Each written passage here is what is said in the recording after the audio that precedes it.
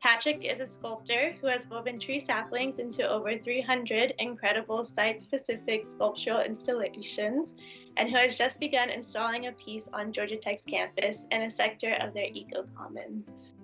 I think that this project is incredibly unique because, of course, Patrick, every project that he does has to be site-specific. So this project is something that's very special for this site at Georgia Tech.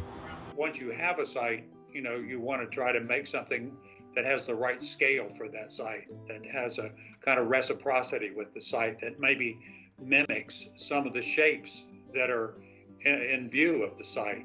Maybe it's steeples, or maybe it's shrubbery that's nearby that could be inspiring. Generally, we try to think of an idea, or I try to think of an idea that has some relevance to the site, but also that's very vague in a way. I try to think of something that has room within the build to make a lot of impromptu decisions that I think true up the work and make it more responsive to the site, rather than coming with an ironclad idea and just following it no matter what. I've got this plan. I'm going to make the plan. I've got to make the plan. That's just not the way that sticks work. There's so much variability in the saplings. There's variability in my sponsorship, variability in the people that help me. And so all of that has to be taken into account and seen as these are your resources. How are you going to play them out well so that you make something that really excites people's imagination? When you cut down the forest, the next thing that happens is the saplings return, and they're prolific, and usually the ones that come in first, maples, gums, small ash trees, all of those things are bendable and pliable saplings that I can use. And in Serenbe, they were kind enough to let us gather in one of their fields that had regrowth underneath the larger pines, had regrowth, and we were able to get quite a lot of sweet gum, which is another great bendable stick. I recently found out about the art event here with Patrick at Serenbe through one of the local contemporary art museums downtown, through one of their newsletters. And I was just thinking what an amazing experience it would be as a family to come to Serenbe. We don't live very far from here. And we also used to live downtown, so we're well acquainted with the Georgia Tech campus. So it was something that I thought would be a great way for us all to get outside, have some quality time together, and to do something that's artistic and inspiring and creative during a season when I think we're all craving these types of things. I walk these trails every day, and I walk by this spot every day, and to now look over here and see the work that we put in this morning, and then that will be translated into a piece of art, is pretty cool and amazing. So I can't think of a better medium to use in art other than, sustainable nature is the best medium. I was down at Serenbe where I helped collect the saplings for construction here at Georgia Tech, and so now I'm working on actually filling in the walls within these structures. And what I found interesting so far is not only the pliability of the saplings, which makes sense as they're young trees, but the way that they can be related to each other to create a dense three-dimensional space rather than just like an extruded circle. What we're doing, we're taking branches and trees that were cut at Serenbe by other volunteers and turning it into a structure of sorts. And if you take a close look at the branches, the artist has instructed us to weave them in a certain way. So he's been out here giving advice on how to weave them, how to cut. And as you see, like in a door like this, he wants motion going in with the branches in one direction and motion coming out from the other direction.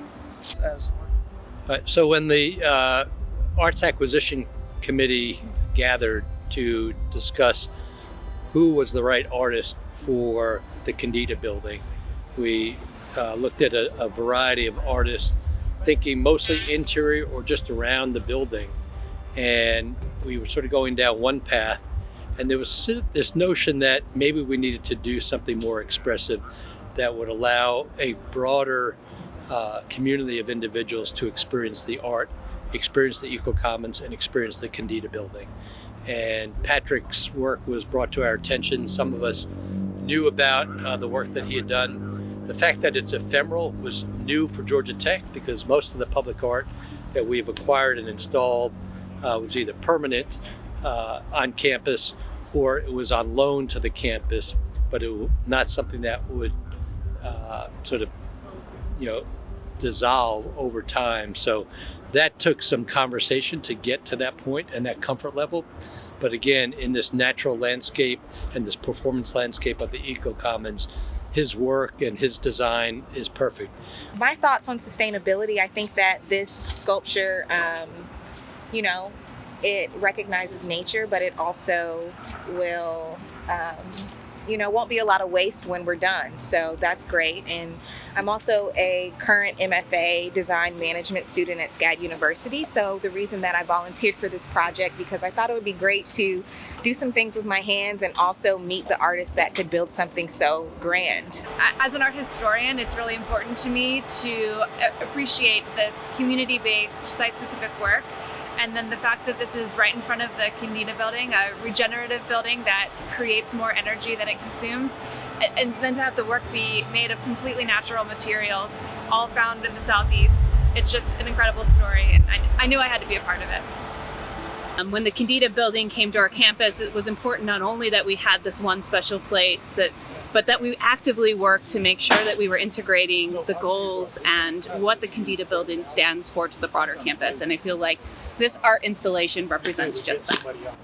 Well, I always think a good sculpture is one that causes lots of personal associations. So, the work has been popular because it reminds you of bird nests and childhood play and some indigenous work that you might have seen. So there's a lot of tags in the human experience with sticks. And so, it's been very popular. People like this work, like to come and walk through it, like the associations they have with it. Finished. And its title is A Chip Off the Ole Block. Very nice. So we are officially done? This very second. It couldn't be newer.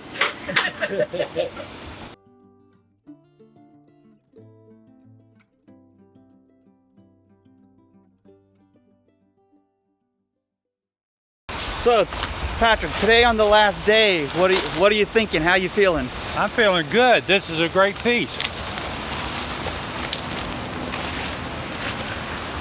We'll get you to put that camera down and help us haul the mulch now.